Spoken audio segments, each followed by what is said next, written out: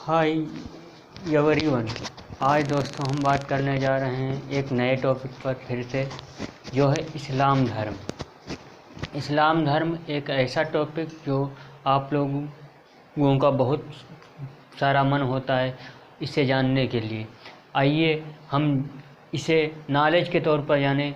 और एग्ज़ाम में तो पूछा ही जाता है, लेकिन इसे हम जानते हैं इस जानकारी नॉलेज के ज़रिए कि इसमें क्या क्या है और किस लिए ये इतना फेमस है और हर मुसलमान इसे क्यों इतना मानता है, इसके बारे में हम जानेंगे। इसके विचार बहुत ही नेक हैं, लेकिन ये भावनाएं सिर्फ ये मुसलमान जो अनपढ़ हैं वही ये इतना क्रूर काम कर देते हैं, कुछ कहने को नहीं। उन्हीं के वजह से ये पूरा समाज यानी मुसलमान कास्ट जो है, जाति, वो अलग और इसे भेदभाव के नज़रिए से देखा जाता है। जबकि इसे पढ़ने से, इसके विचारों से पता चलता है कि ये बहुत ही अच्छी विचारधारा से निर्मित एक इस्लाम धर्म है। इस धर्म में बहुत ही अच्छी तरीके से समझाया गया है और बहुत ही अच्छे तरीके से समझो तो बहुत ही अच्छी विचार और अच्छे सोच के ज़रिए इसे अपनाया गया है। तो इस्लाम धर्म एक अच्छा धर्म है और ये धर्म इतना अच्छा है, इसकी विचारधाराएं भी अच्छी हैं, लेकिन ये हम लोगों की गलतफहमी है। और कुछ मुसलमानों की वजह से ये धर्म इतना वो नीचे गिरी क्वालिटी में लोग देखते हैं, इसको गलत नज़रिए से देखते हैं, इसलिए ये ज़रा हट करके है। लेकिन इसकी सोच बहुत ही नेक और अच्छी है और इसके बारे में आज हम बताते हैं। पूरी जानकारी इससे हम इसकी देते हैं कि इस्लाम धर्म क्यों और कब बना और कैसे हुआ, इसके बारे में आप लोगों को हम पूरी जानकारी देते हैं। इस्लाम धर्म की बात करते हैं। इस्लाम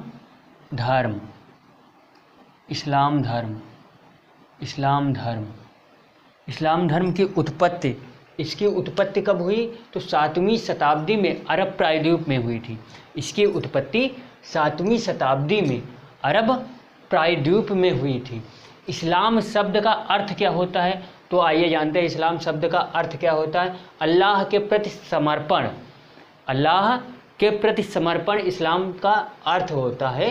अल्लाह के प्रति समर्पण बहुत ही नेक और बहुत ही अच्छा इस्लाम धर्म है, लेकिन इसको गलत नज़रिए से अब लोग देख रहे हैं, क्योंकि ये गलत नज़रिया किसी ने नहीं विकसित किया। इसी धर्म में शामिल कुछ लोगों की वजह से इसे गलत नज़रिए से देखते हैं समाज में इस धर्म को। जबकि इस धर्म में बहुत ही नेक बातें कही गई हैं, लेकिन इस धर्म को मानने वालों ने इसे गलत तरीके से अपनाया और गलत तरीके से इसका इस्तेमाल कर रहे हैं, जिससे इस धर्म के प्रति नज़रिया लोगों का चेंज हुआ है। आइए जानते हैं कि इसमें कौन कौन सी बातें और कितनी अच्छी बातें इसमें शामिल हैं। इस्लाम धर्म की उत्पत्ति हुई 7वीं शताब्दी में अरब प्रायद्वीप में हुई थी। इसकी उत्पत्ति कब हुई? 7वीं शताब्दी में अरब प्रायद्वीप में हुई थी।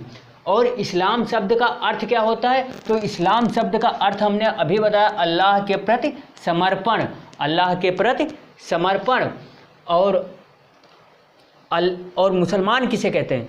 तो मुसलमान अल्लाह के प्रति समर्पण तथा पैगंबर मोहम्मद के उपदेशों का अनुसरण करने वाले को मुसलमान कहते हैं। मुसलमान कोई और नहीं है। मुसलमान यदि पैगंबर मोहम्मद के उपदेशों को मानने लगे तो वो भी मुसलमान कहलाएगा। ऐसा नहीं है कि कोई इस्लाम धर्म में है और वो इस्लाम धर्म को अपनाता है तो वो मुसलमान है, ऐसा नहीं है। पैगंबर मोहम्मद के उपदेशों को यदि कोई अपनाता है, यदि कोई पैगंबर मोहम्मद के उपदेशों को अपनाता है तो वो मुसलमान उसे कहा जा सकता है। तो इसमें यह कहा गया है कि अल्लाह के प्रति जो समर्पण रखता है तथा पैगंबर मोहम्मद के उपदेशों का अनुसरण करने वाले को मुसलमान कहते हैं। मुसलमान किसे कहते हैं? तो अल्लाह के प्रति समर्पण तथा पैगंबर मोहम्मद के उपदेशों को मानने वाले को हम मुसलमान कह सकते हैं और कहते हैं। तो यदि आप हिंदू हैं और पैगंबर मोहम्मद या अल्लाह के प्रति आपका समर्पण है और पैगंबर मोहम्मद के उपदेशों पे चलते हैं तो आपको भी मुसलमान कहा जा सकता है। ऐसा नहीं है कि कोई मुसलमान धर्म से लगाव नहीं होता है। यदि उनके उपदेशों को मानते हो तो जैसे बौद्ध धर्म है तो बौद्ध धर्म के लोग हिंसा नहीं करते थे, वो अहिंसा का मार्ग अपनाते थे। जैन धर्म में भी अहिंसा का मार्ग है, तो अहिंसा का मार्ग अपनाने वाले को हम बौद्ध धर्म में शामिल कर सकते हैं। लेकिन ऐसा नहीं कि उन्हें हम बौद्ध धर्म कह सकते हैं और कहें तो उसमें कोई बुरी बात नहीं है कि ये बौद्ध धर्म को मानने वाला है। ये जैन धर्म को अगर कोई अहिंसा नहीं करता है तो उसे हम कह सकते हैं कि वो बौद्ध धर्म में है, वो जैन धर्म को मानने वाला है। लेकिन हम इसके नज़रिए से यदि पैगंबर अल्लाह के प्रति समर्पण रखता है तथा पैगंबर मोहम्मद के उपदेशों को पालन करता है, उपदेशों को मानता है, तो उसे हम मुसलमान कह सकते हैं। वो किसी भी जात का हो लेकिन हम उसे मुसलमान कह सकते हैं। तो ऐसा नहीं है कि मुसलमान कुछ अलग जाति है। अलग जात तो यहाँ आकर के बनाई गई हैं और इनका ये धर्म मानने का ये नहीं था। अगर किसी धर्म का अपना एक महत्व जन्मा है तो वो अलग तरीके से जन्मा है। ऐसा नहीं है जैसे बौद्ध धर्म और जैन धर्म हुआ तो बौद्ध धर्म और जैन धर्म में इतनी अच्छी तरीके से बात कही गई है कि कुछ कहने को नहीं, उन्हें उसे अपनाने के लिए कहा गया है। ये नहीं कि गलत आचरण, गलत तरीके से इन लोगों की सोच नहीं थी कि ये गलत तरीके से ये इस्लाम धर्म बनाया गया था। 7वीं शताब्दी में अरब प्रायद्वीप में बना था और इसके अल्लाह के प्रति समर्पण तथा पैगंबर मोहम्मद के उपदेशों को जो अनुसरण करता है या उन्हें उनके मार्गों पे चलता है तो उसे मुसलमान कहते हैं। और इनका पवित्र ग्रंथ कुरान है। इनका सबसे अच्छा पवित्र ग्रंथ कुरान है। कुरान में कहा गया है कि ये कुरान लिखी गई जब है तो पैगंबर मोहम्मद के मृत्यु से पहले इसका संकलन किया गया है। इसका संकलन कुरान का पैगंबर मोहम्मद के जन्म मृत्यु के पहले, पैगंबर मोहम्मद साहब के मृत्यु के पहले इसका संकलन हो चुका था। तो इसका पवित्र ग्रंथ कुरान है। पैगंबर मोहम्मद अल्लाह के द्वारा पृथ्वी पर भेजे गए पैगंबरों जैसे अब्राहम, मूसा इत्यादि की सूची में अंतिम पैगंबर माने जाते हैं। पैगंबर मोहम्मद अल्लाह के द्वारा पृथ्वी पर सबसे अंतिम पैगंबर भेजे गए माने जाते हैं और अब्राहम, मूसा इत्यादि की सूची में अंतिम पैगंबर माने जाते हैं। इनके पहले अब्राहम आए, मूसा आए, ये सब पैगंबर इस्लाम धर्म में आए लेकिन ये अंतिम पैगंबर हैं। जैसे जैन धर्म में 24वें तीर्थंकर कौन है? जैसे 24वें तीर्थंकर कौन है? तो हमने बात की थी महावीर स्वामी की। महावीर स्वामी 24वें तीर्थंकर हैं। इसी तरीके से पहले प्रथम कौन थे? तो ऋषभ देव थे। इसी तरीके से इनमें पहले अब्राहम, मूसा इत्यादि आ चुके हैं। ये अंतिम पैगंबर मोहम्मद साहब हैं जो बाद में आए हैं। और ईसाई तथा मुसलमान दोनों अब्राहम को अपना पूर्वज मानते हैं। अब बात करते हैं, देखो ईसाई धर्म आया। ईसाई धर्म वाले भी और इस्लाम धर्म वाले दोनों किसको मानते हैं? अब्राहम को अपना पूर्वज मानते हैं। किसको अपना पूर्वज मानते हैं? अब्राहम को पूर्वज अपना मानते हैं। अब बात करते हैं कि ईसाई तथा मुसलमान दोनों अब्राहम को पूर्वज मानते हैं और पैगंबर मोहम्मद के निर्देशों को उनकी मृत्यु के बाद यानी मृत्यु के पश्चात उनके अनुयायियों ने पवित्र धर्म ग्रंथ हदीस में सम्मिलित किया है। पैगंबर मोहम्मद के उपदेशों का संकलन किसमें किया गया है? तो हदीस में किया गया है। उनकी मृत्यु के बाद उनके अनुयायियों ने जो उनको मानते थे, उनके अनुयायियों ने पवित्र ग्रंथ धर्म हदीस में सम्मिलित किया गया है। और विभाजन इसका इस्लाम धर्म का दो में विभाजन हुआ है। जैसे हिंदू धर्म में कई विभाजन हो गए हैं तो इसी तरीके से इसका कुछ अलग है। इसमें 2 विभाजन हुए हैं। जैसे बौद्ध धर्म भी 2 में बटा हुआ है, महायान, हीनयान। और जैन धर्म भी श्वेतांबर और दिगंबर में बटा हुआ है। इसी तरीके से इस्लाम धर्म है तो इस्लाम धर्म भी शिया और सुन्नी में बटा हुआ है। ऐसा नहीं है कि किसी धर्म में कोई विभेद नहीं है और सभी धर्म अपने अपने नज़रिए से अगर देखा जाए तो बहुत ही अच्छी तरीके से इनका संकलन हुआ है। और इनका इस्लाम धर्म जैसे उदय हुआ तो बहुत ही अच्छी तरीके से बनाया गया था, लेकिन ये अचानक ही इनमें कुरीतियाँ हम ही लोगों से आ जाती हैं। जैसे बौद्ध धर्म का समापन कैसे हुआ, तो इनमें इतनी विलासिता हो गई कि कुछ कहने को नहीं। लोगों के पास रुपया पैसा आने लगा, रुपया पैसा आ गया तो उससे ये विलासिता करने लगे, विलासिता की चीज़ों में इतना लिप्त हो गए जिससे इस धर्म का अंत हो गया। लेकिन ये धर्म दुनिया का, विश्व का दूसरा सबसे विश्व प्रसिद्ध धर्म है। विश्व प्रसिद्ध धर्म दूसरा है दुनिया में, सबसे ज़्यादा मानने वाले दुनिया में इस्लाम धर्म दूसरे नंबर पे आता है। ये दो भागों में बटा, शिया और सुन्नी में। शिया का मानना था, शियाओं का कहना है शिया और सुन्नी इस्लाम धर्म दो भागों में विभाजित हुआ है, एक है शिया और दूसरा है सुन्नी।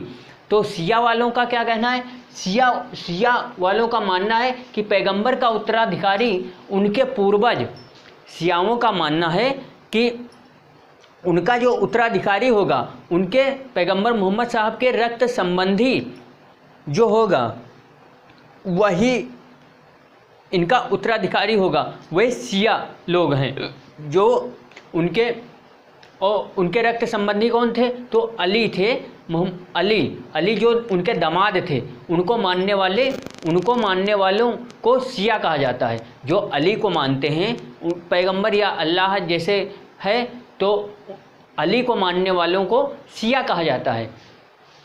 तो शियाओं का मानना है कि पैगंबर का उत्तराधिकारी उनके अपने रक्त वंशजों का होना चाहिए तथा वह उनके दामाद अली के दावे का समर्थन करते हैं। वे उनके दामाद अली के दावे का समर्थन करते हैं तो उन लोगों को शिया कहा जाता है।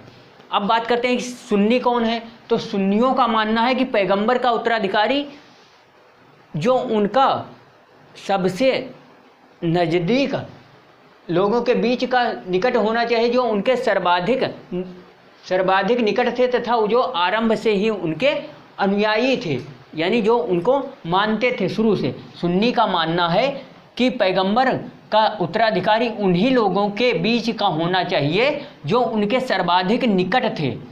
सुन्नी का मानना है कि पैगंबर का उत्तराधिकारी उन्हीं लोगों के बीच का होना चाहिए जो उनके सर्वाधिक निकट थे तथा जो आरंभ से ही उनके अनुयायी थे। अब आप लोगों को जानकारी मिल गई होगी कि शिया कौन है, सुन्नी कौन है। शिया जो उनके रक्त संबंधी पैगंबर मोहम्मद के रक्त संबंधी जो थे, अली उनके दामाद थे, तो उनको मानने वाले शिया, और जो उनके निकट सबसे निकट अनुयायी जो थे, पूर्वज अनुयायी थे, उनको मानने वाले सुन्नी। और भारत में सबसे ज़्यादा तादाद किसकी है, तो सुन्नियों की है। भारत में इस्लाम धर्म को मानने वालों की सबसे ज़्यादा तादाद किसकी है बहुसंख्यक में, तो सुन्नियों की है। भारत में मुसलमानों का बहुसंख्यक वर्ग सुन्नियों का है। अब बात करते हैं कि ज़कात क्या है, तो ज़कात एक ऐसा वो है, ज़कात व्यक्ति को अपनी आय का एक अंश जरूरतमंदों तथा निर्धनों को देना आवश्यक है, इसी को ज़कात कहा जाता है। देखो कितनी अच्छी बात कही है इस्लाम धर्म में। यह बात इतनी अच्छी ज़कात को लेकर कही गई है कि ज़कात ये है कि जैसे मुसलमान व्यक्ति अगर है तो वो अपनी आय का एक अंश निकाल करके, रोज़ाना का एक अंश निकाल करके ज़रूरतमंद को, जैसे वो गरीब है या वो बेसहारा है या किसी भी कमज़ोर वर्ग का है, उसे अपने आय का एक अंश बचा करके उसे खिलाना चाहिए, उसे देना चाहिए, उसी को ज़कात कहा जाता है। ज़कात क्या है, तो हमने बताया व्यक्ति को अपनी आय का एक अंश ज़रूरतमंदों तथा निर्धनों को देना आवश्यक है, इसी को ज़कात कहा जाता है। अब आप लोगों को ज़कात पता हो गया होगा। हदीस में कहा गया है कि पैगंबर मोहम्मद जो थे उनके निर्देशों को, जो निर्देश दिए हैं, संदेश दिए हैं, उनका संकलन हदीस में उनको सम्मिलित किया गया है, और कुरान तो उनके मरने के पहले वो लिखा जा चुका था। अब कहा जाता है कि पैगंबर मोहम्मद को पर्वतों में एक फरिश्ते ने अल्लाह का संदेश दिया था। पैगंबर मोहम्मद साहब को किसने ये संदेश दिया अल्लाह को मानने का संदेश पैगंबर मोहम्मद साहब को दिया था। एक उसने फरिश्ते ने पहाड़ों के बीच में, पर्वतों के बीच में इन्हें एक फरिश्ते ने अल्लाह का संदेश दिया था, और इन्हें एक दूत के जरिए इन्हें पैगंबर मोहम्मद को पैगंबर के नज़रिए से देखा जाता है। अब आप लोगों को इस्लाम धर्म के बारे में सारी जानकारी पता हो गई होगी। हमें तो लगता है कि आप लोगों को इस्लाम धर्म के बारे में सब कुछ पता हो गया होगा लगभग, कि इस्लाम धर्म का संस्थापक कौन थे, तो पैगंबर मोहम्मद साहब थे, और ये एक विधवा से शादी की थी। ये एक विधवा जो थी उनसे शादी की थी पैगंबर मोहम्मद साहब। इनकी एक बेटी थी फरीदा करके की फातिमा करके थी, अभी इतना याद नहीं, हम आपको कभी बता देंगे, लेकिन इतना याद नहीं है। लेकिन इनके एक बेटी थी, और इनकी बेटी की शादी हुई थी अली से।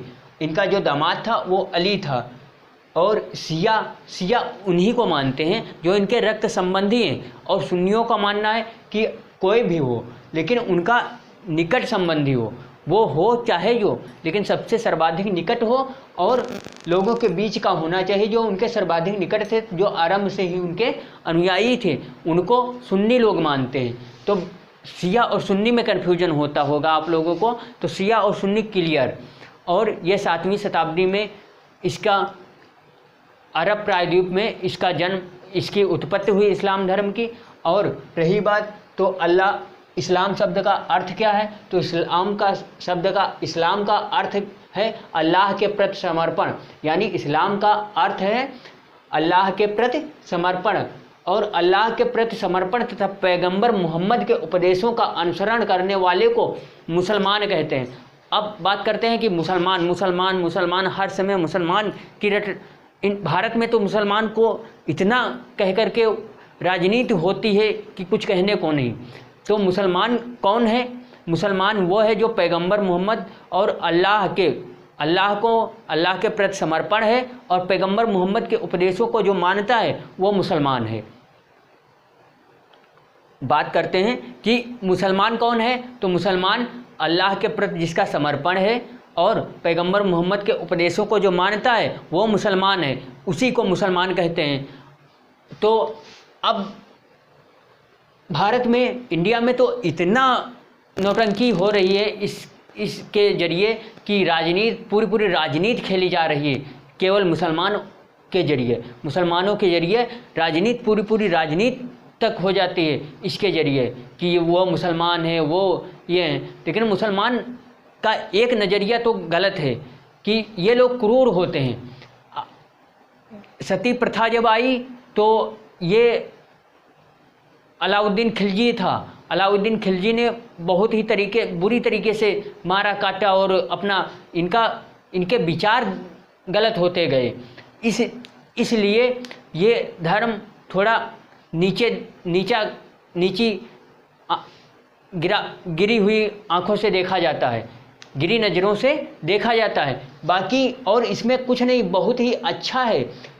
इसको मानने वाले बहुत ही अच्छे हैं यदि इसको फॉलो करते हैं, यदि इस धर्म को मानते हैं तो इसकी सारी उम्मीदों को यदि अपने पर उतारते हैं तो यह धर्म इतना अच्छा है कि कुछ कहने को नहीं। लेकिन ये धर्म को मानने वाले, देखो मुसलमानों में शिक्षित जो हैं तो वो बहुत ही सही हैं, जो शिक्षित नहीं हैं वो दुनिया भर का नौटंकी करते हैं। और वो मुसलमानों में तो ये तो है ही कि वो लड़कों को और बच्चियों को कुछ पढ़ाते हैं नहीं, ना बच्चों को अपने, ना बच्चियों को, किसी को पढ़ाते ही नहीं।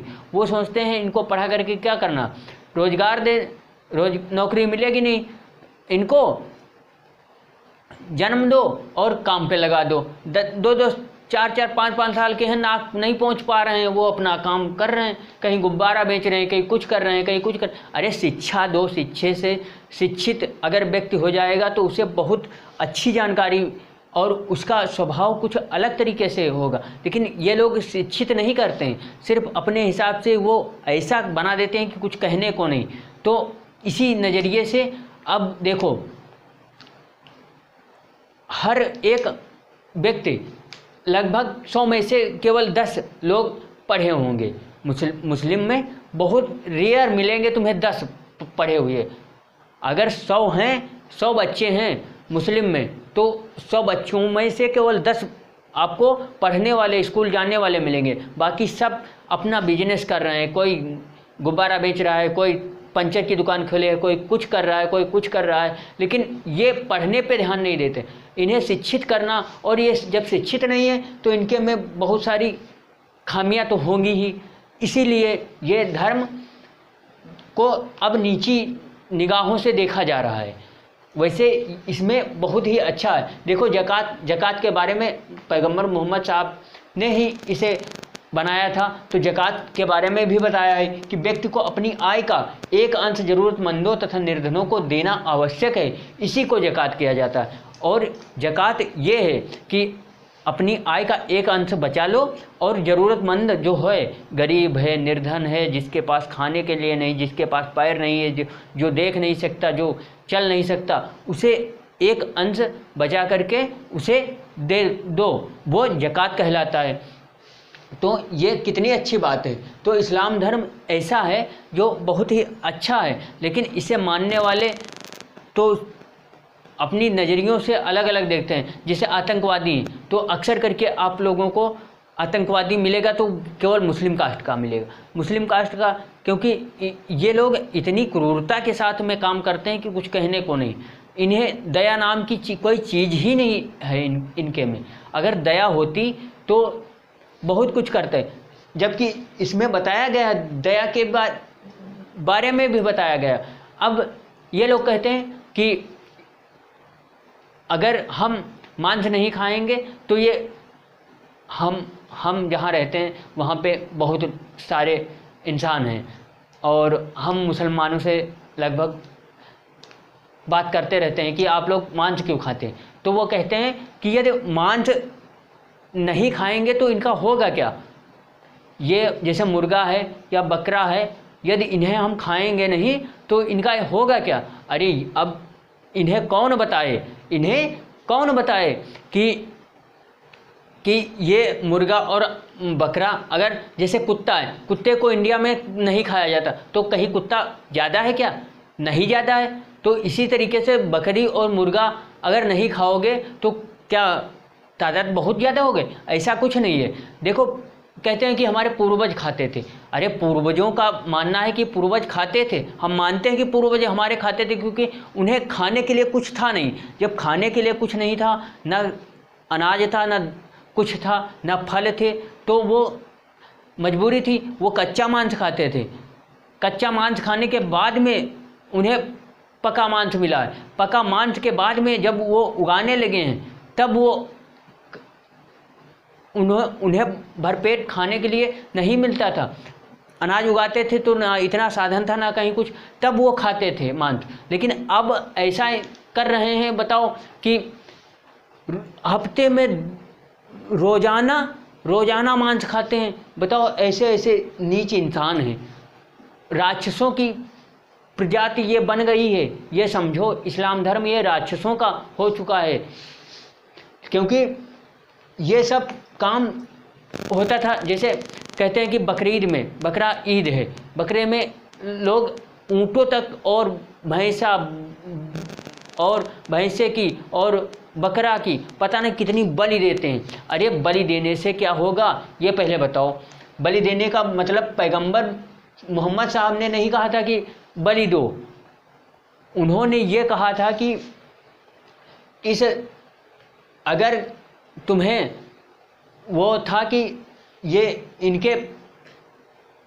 अपने बच्चे के बलि देने जा रहे थे, तो वो बकरे के रूप में आ गया था। तो उसे काटने को कहा था। लेकिन ये अब ये प्रचलन बना लिया, ये प्रचलन बना लिया अपने स्वार्थ के लिए कि हम बकरे को काटेंगे, उसका मांस खाएंगे और आराम से ऐश करेंगे। अरे ये वही वाली बात हो गई जैसे सती प्रथा में अलाउद्दीन खिलजी जब राजा रत्न सेन को मारा तो बात हुई कि पद्मावती ने 1600 विधवाओं के साथ में जौहर कर लिया। तो जौहर करने का मतलब वो आग में कूद करके जान दे दी, तो वो अपनी अस्मिता बचाने के लिए क्या। लेकिन धीरे धीरे करके वो समाज में इतना व्याप्त हो गया कि सती प्रथा के नाम से वो फैल गई, और जब फैल गई तो अब कोई भी व्यक्ति मरे तो उनकी पत्नियों को चिता पर बिठा देते थे। बताओ ये कोई घटना हुई? तो इसी नज़रिए से ये घटना ये लोग कर रहे हैं। तो ऐसा नहीं है कि इस्लाम धर्म में ऐसा कुछ कहा गया है कि आप बकरा ईद में बकरे की बलि दें तो अल्लाह खुश होंगे, ऐसा कुछ नहीं है। वो सिर्फ अपने वो था कि उनके लड़के की बलि मांगी थी, तो वही काटने जा रहे थे तो तारस करके उन्हें एक भेड़ा और बकरे की उसमें वो बना करके भेज दिया गया था। तो उस नज़रिए से अब जब बकरा ईद आती है, जब ईद आती है तब वो काटते हैं, ऐसा कुछ नहीं है। तो इस नज़रिए से देखिए, तो जब सती प्रथा में वही हुआ कि अस्मिता लूटी जाती थी, तब वो अपना सती हो जाती थी कि अपनी अस्मिता बचा लेती थी और मर जाती थी। लेकिन बाद में ये समाज में व्याप्त हो गया तो वो प्रचलन हो गया, कोई भी मरे उनकी अस्मिता नहीं लूटी जाती थी, तब भी उसे बताओ ज़बरदस्ती सती होना पड़ता था, ज़बरदस्ती उसे चिता पर बैठा दिया जाता था और घी तेल और वो डाल करके घी और शक्कर चीनी मिला करके उसे जला दिया जाता था। बताओ कितनी दयनीय घटना थी। इसी तरीके से इस धर्म में भी किया गया है। तो ऐसा नहीं है सब अपने स्वार्थ के लिए करते हैं, ऐसा है नहीं। वो सोचते हैं कि हम काटेंगे तो खाएंगे, इसलिए अरे ये सोचो कि कितना दर्द होता होगा, उसे काटते हो, उसको मारते हो, कितना दर्द होता होगा। हम किसी धर्म की बुराई नहीं कर रहे हैं, किसी धर्म की अच्छाई नहीं बता रहे हैं, लेकिन इस धर्म में तो इतना क्रूरता के साथ में किया गया है कि कुछ कहने को नहीं। तो ये धर्म नहीं कहता है कि तुम काटो, लेकिन ये इस धर्म को मानने वाले लोग ये कहते हैं कि हमारे अल्लाह खुश होंगे। ऐसा कुछ नहीं है भाई, अल्लाह नहीं खुश होंगे। अल्लाह ने कभी ये नहीं कहा है कि आप काटो। देखो कितनी अच्छी बात ज़कात में कहा गया है कि ज़कात में व्यक्ति को अपनी आय का एक अंश ज़रूरतमंदों तथा निर्धनों को देना आवश्यक है, इसी को ज़कात कहा जाता है। तो ज़कात ये है। अब इंसान क्या करता है, ज़कात कोई मानता ही नहीं है, सब अपने अपने में लिप्त हैं। अरे हम कहते हैं कि अपने बच्चों को शिक्षित करो। शिक्षा वह शेरनी का दूध है जो पिएगा वो दहाड़ेगा।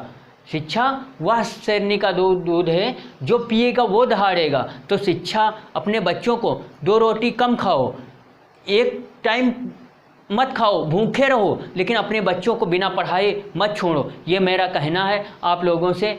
और इसी बात पे आप लोग यदि मानो मेरी बात तो आप लोग एक रोटी कम खाओ, लेकिन अपने बच्चों को बिना पढ़ाए मत छोड़ो। यही मेरा आप लोगों से निवेदन है। और इसी बात पे आप लोगों को धन्यवाद और थैंक यू। हमारा मतलब है कि आप लोग अब अपने बच्चों को पढ़ाएंगे और अच्छे से शिक्षा देंगे। बस आप लोगों को धन्यवाद, थैंक यू।